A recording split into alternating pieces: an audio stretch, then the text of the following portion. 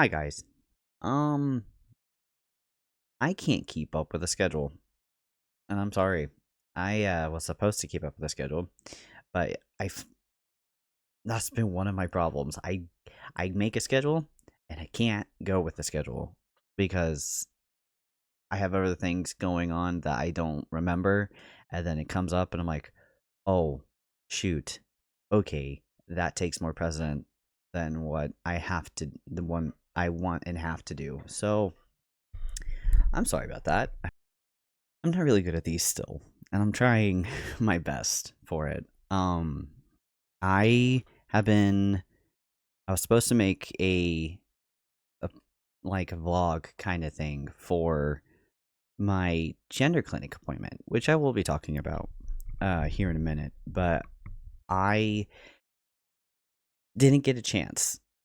I got home and I had to go to work the next day, and then my middle kid's birthday came up, and then I was supposed to do one then, and then the school holidays let out, so I had no time to do a blog for the kiddos being here. And then yesterday was my oldest's birthday, so I didn't really have time. But I have a little bit of time today, and so I decided, why not? Um, that isn't the only reason I haven't made a vlog. Another reason is because my dysphoria has took a hit to me to the point where I haven't streamed in a week to 2 weeks. I'm in a rut. I was in a rut. I'm feeling better um with my head, but my head was very loud. My dysphoria about my bust. When you have binders, when they start to loosen and they get loose to the point where they don't bind you, you have to get a new binder because you're risking yourself arm, you're risking your ribs and your chest muscles and stuff like that. And with me being fairly large chested, I have to continuously adjust, let's say at work or just during the day because it's not binding. I have to get a new binder. Um, One of the things that I find with new binders, I don't know if this is for other trans people or non binary or anybody who binds. When you get a new binder, it's tight. Obviously, it's going to be tight. It will be tight until you wear it, and it starts getting a little bit loose and formed to you to help bind your chest. When you get a binder, it's supposed to be snug. It's not supposed to hurt. It's not supposed to be too loose. It's supposed to just fit to your skin, be able to bind you, and just not have any issues. Um, but then again, 8 hours is the maximum. Do not go over that. Do not sleep in it. Don't sleep in it. If you do get a binder and you want to work out, get a next size up. That's what I do. Do not wear the same binder that you wear normally because you are risking yourself being hurt. Or anything going with complications to your top surgery if that is what you're wanting. Get a new binder. My dysphoria hits so bad with new binders because I measured my chest with my wife. My wife has to help me because I have broad shoulders, so I can't do things to reach my back sometimes. So we measured and it was 44 for my chest. We tried Spectrum and we got the binder, and it was a tank top binder this time, so I could wear it underneath my work and nobody would actually look and see lining of my binder being the half body binder. That said 2XL. So we got the 2XL. It came in, I put it on, and it wasn't snug. It fit. Don't get me wrong, it fit, but it didn't bind the way I needed it. I was having to adjust all the time. Like it was not sitting there. It felt like I was wearing a bra instead of a binder. And that's what put me in a rut. And when my dysphoria gets that high, I want to just lay in bed. This one. I want to just lay in bed. I want to hide away from the world. I was having multiple breakdowns. I was having multiple crying sessions with my wife. My dysphoria kicked in my insomnia. So I've been up till 4 o'clock in the morning on most days because I can't sleep. And because of my head being so loud. So I do apologize for not keeping up with the vlogs. But I feel better. I feel much better. I'm having to wear my beige one. Well, you can't see it. This one. So I'm having to wear that one for right now until a new binder comes in. But it was dispatched today, so hopefully it'll be here tomorrow. Now on to the gender clinic appointment. So I went to Edinburgh, and it was good. But when I got there, we had a park all the way away from it so we could walk, and it was pretty. We got some pictures, and my wife got a video of me driving.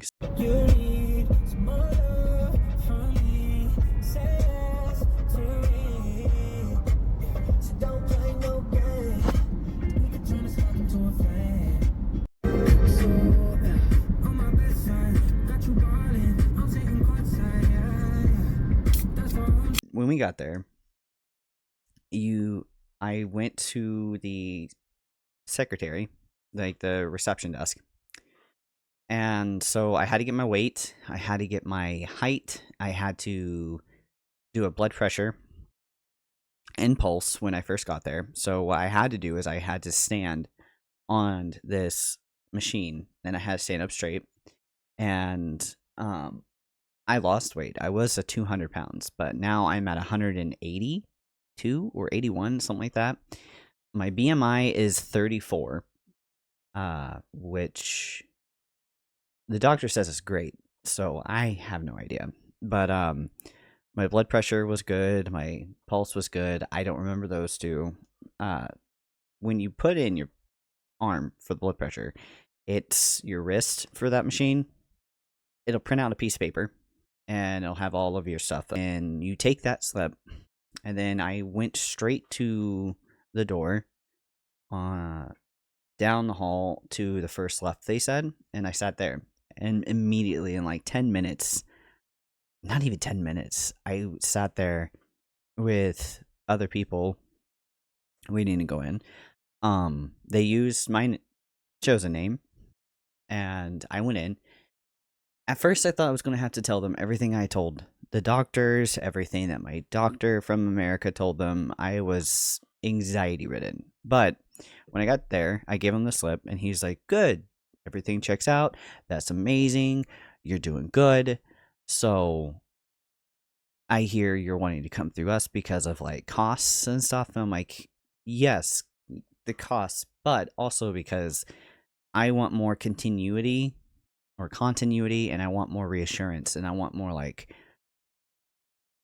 reliability, and not being so stressed out having my prescription and being able to do my transition and such. And he goes, okay. And he was like, so how long have you been doing this?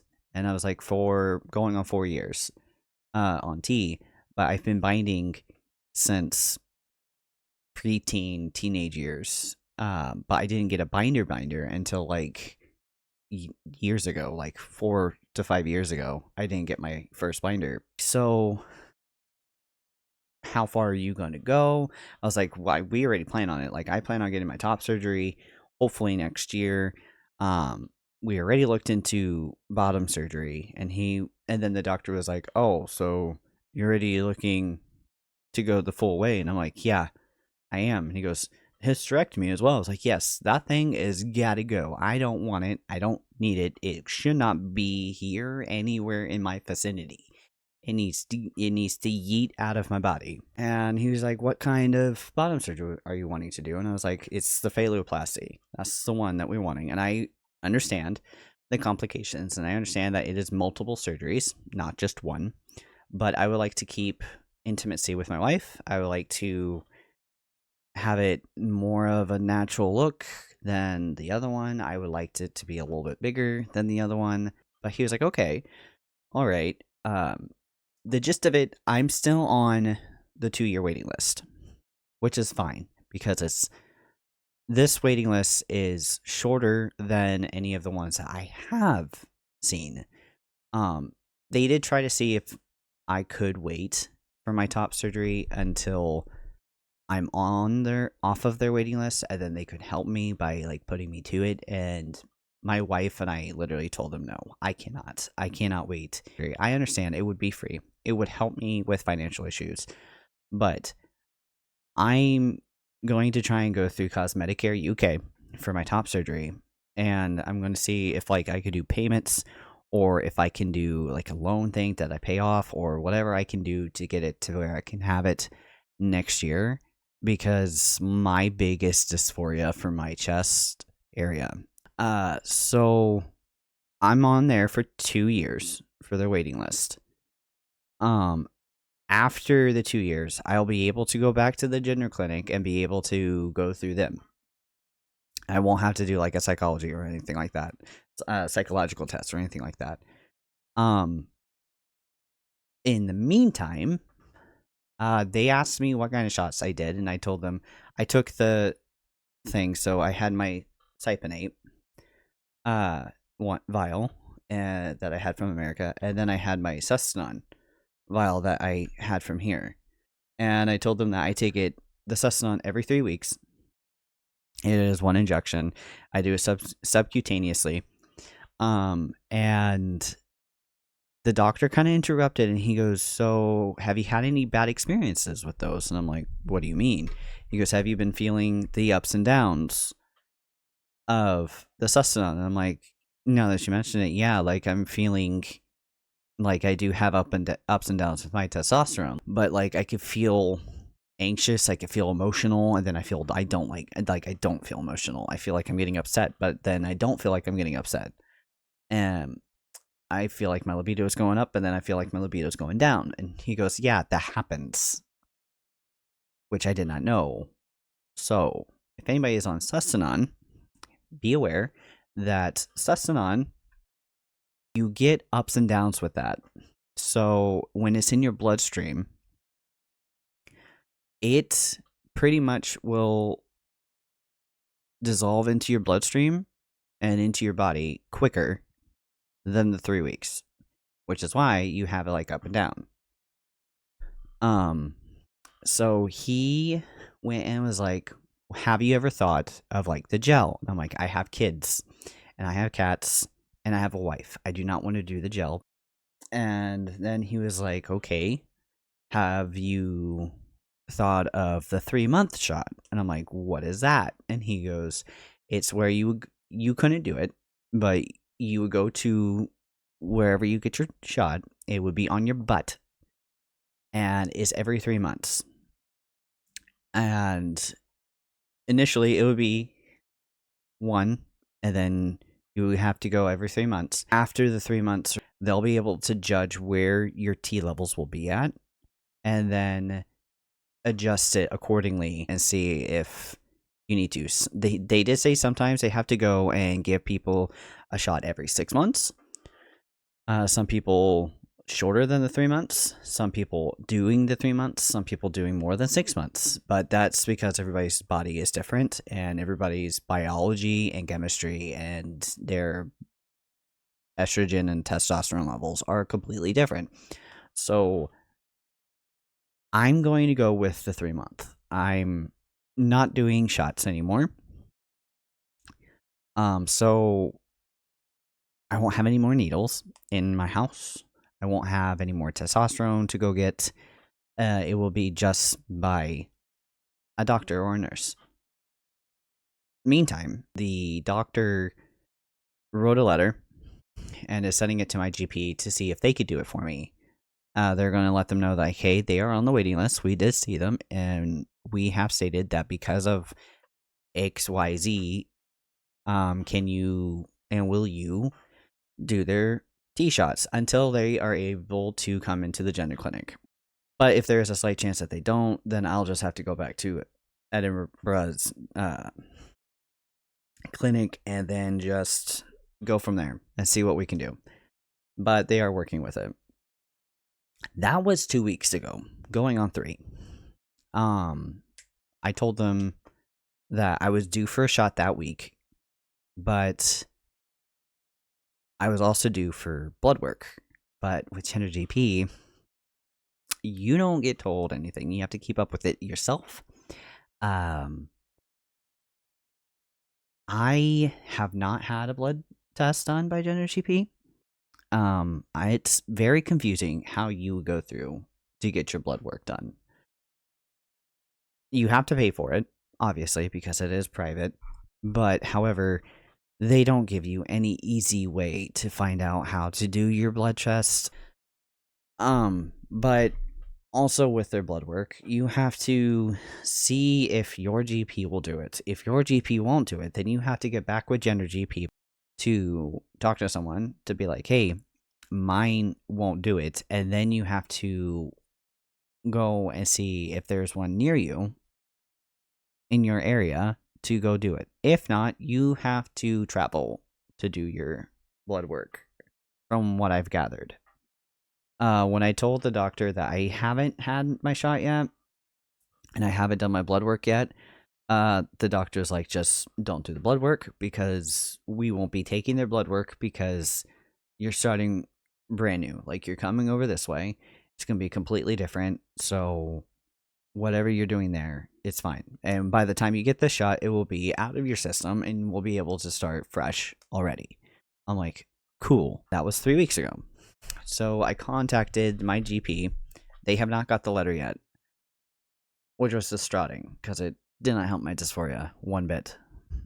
So I bit the bullet and I went and got my tea from Gender GP. Mind you, I've already paid in my last video the 56 to 74 pound, whatever it was, I can't remember, of my 4 vials that they sent me. And then when I got 2 of them, which comes in, where is that? It comes in this box.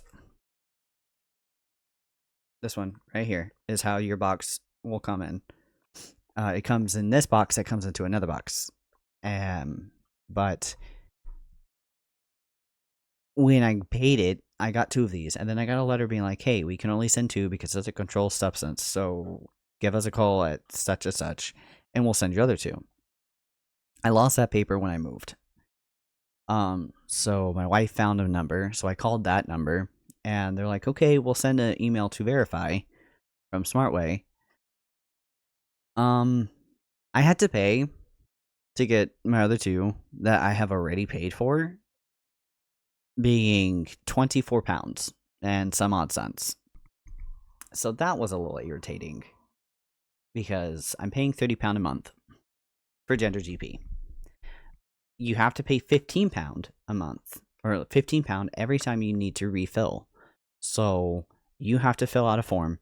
Again, remember what kind of tea or estrogen or whatever you're doing from Gender GP. You have to remember what it is and how you filled out the form the first time and pay the 15 there. If you get like minoxidil or any of the things that's needed with it, you have to pay an extra.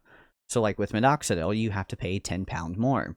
And then once you fill that out, you have to wait for Smartway. If you do in the electronic like I do, you have to wait for them to contact you, and then they'll send you a link to pay, and it's however amount that they have for you to pay. So last month it was 30, 15, £8 to talk to someone, and then it was £56 that I had to pay to get my prescriptions for 4 vials that I only got 2 for.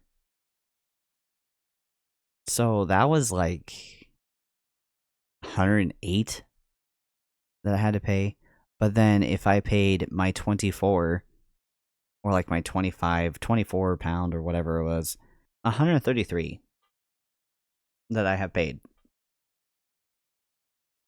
to get my other 2. But after this, I have to go and do another one and do this all over again.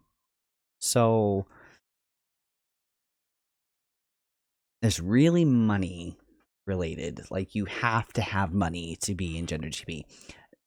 Mind you, and this is for clarification for anybody who is looking for gender GP or is a transgender or non-binary person. And I'll hold your hand when I say this. Being transgender is not cheap. It is expensive. Your medicine is expensive. Your binders or your binding tape is expensive. If you need minoxidil or anything like that, it fills up money. Like, it is an expensive thing, and I don't think a lot of people understand that. It's not a luxury. It's like some people think, like, oh, you're going to be able to just change your body whenever you want. It's not fun. It's not a luxury. It is not cheap. It is expensive. It has its highs and lows. Your anxiety going out and being social, or being paranoid, or like if somebody's going to accept you, or if they're going to dead name you, or if they're going to call you out for being transgender or non-binary. It's it's a big thing. At the end of the road, it is an amazing thing. At the end of the road, you get to be you. You get to live the way you were supposed to live. You get to be the person that you know and were born to be, but your body was wrong, and now you get to fix it. It's a difficult trial of a path to walk, being transgender, but is worth it in the long run. And I only wish I did this sooner instead of later. I wish I had the guts to be able to do it sooner. And I wish I had the family support to do it sooner, which is why it took me so long to be able to do it at 27, 28 when I started. Here we are. So I'll be showing you how to do this. Okay, I know I'm doing this on the phone. It'll be completely different from like my YouTube. I will try and fix it better, totally. But I'll be using my phone more, like in this angle and in the landscape angle, when I get my consultations and stuff like that too. But I wanted to show you some things before I do my injection and show you how I do it. So in America, we get completely different vials than what they give you here in the UK. Scotland, I don't know how it is down in England or so, but in Scotland they give you completely something different. So in America, I got this little vial. This is how you get your tea and like your estrogen and stuff in the vial if you're doing injections. In America, I was doing 0.045 milliliters. You don't get that here. It's a one-time use over here versus like two that I had from this. Two or three that I had from this. For me, getting my tea from Gender GP comes in this box, like you've seen me show before. But you just pull up this lip that's right here. So this is the UK. I'll try and do a close-up for you. You'll see a little blue dot, which is right there. You probably can't see it. And then you have these lines. What you're going to have to do when you open this, obviously, you can't open from the top, right? Because it's closed. So what you're going to do, okay, you see that blue dot? You're going to put your thumb, you're going to hold it like this. Hold it like this, okay? You're going to take the blue dot and put your thumb on it. After you do that, okay, you're just going to push it. You just push it. And it comes off. Since I got that done, I get my needles ready. So when I take the testosterone out of the vial, I use an 18 gauge by 1. But when I do my shot, I use a 25 gauge by 5/8. Beforehand, you want to flick this and hold it in your hand. I say for like a minute or maybe 2-3 minutes to get it warm and loosened up. If it's not clear, it's a different color, and it's cloudy, then I suggest you don't use it. from what I got told. Okay, now that that's warmed up, you're going to take your syringe, keep the lid on, and you're going to twist it off. Okay? And I put that back on the plastic. And then you take your syringe that you're going to be using to drain from, you're going to take that, and then you're going to take your syringe and you're going to twist it back on. Like that. Okay, now that you have it in, make sure there's no air bubbles. And once you do, you want to just flick the syringe until there's no air bubbles in it. And then you're just going to gently push the air bubbles through, because you don't want air bubbles going through when you're doing your injection. So we have our 1 milliliter shot done for the tea. I already switched the needles out, so all we have to do is prep this. I already did some coldness on it to keep it numb and such, because it makes it a little bit easier, but I will be doing it on my thigh. I always take an alcohol wipe, and I wipe where I'm going to put it in. What you're then going to want to do is you're going to take your thumb and your forefinger and you're going to pinch. Once you have it pinched, like that, you then can just push it down. I've been doing this for about 4 years now. I usually let it sit for a minute. Not even a minute, like 30 seconds. And then after that, I just pull it out and I'll wipe the area of anything that leaks. And then I put the lid back on. And that is it. That's my tea shot. And that'll last for 3 weeks. Hopefully I get a call to be getting it done every 3 months instead. For the 0.45, it was the 4th line from the top for me. But, so it was right here.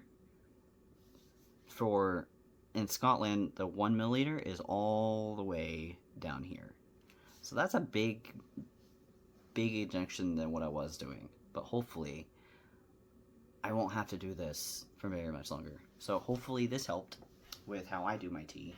After I get all that done, I will take the needles off and put them through here, through this hole, and then I'll put this one on the other side.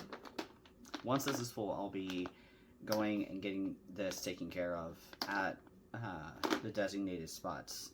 Hopefully this helped and showed a little bit of how I do it, and I hope you got a little bit understanding, like, it's similar but it's also different in the same way from like what America does and what the Scotland does. So what else is there? oh, I will be emailing Cosmetic Care UK in about after this vlog, maybe. I can't remember. I know I'm going to be emailing them today to see about earlier in the video when I said like the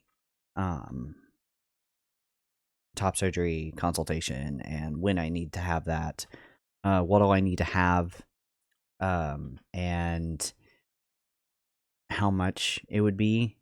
Obviously, when you get your consultation, they'll tell you how much it's going to be. But I would like to know if I can like pay that before the surgery, like make payments to it, or having it done with after the surgery and being able to pay it, or if there's like a loan and a monthly plan thing or stuff like that. That's what I'm going to be figuring out, and I'll let you guys know and stuff like that.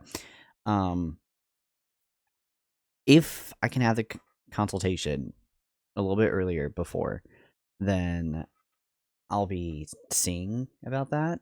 I know Cosmetic Care right now, they have some surgery dates open for the beginning of next year, but I don't think I'm going to be able to do that, unfortunately.